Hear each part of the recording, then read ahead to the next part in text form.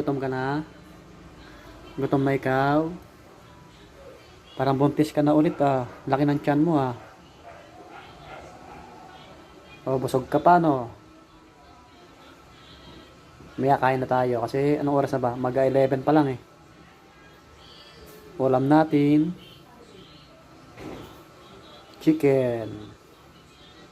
Mani. O, di ba?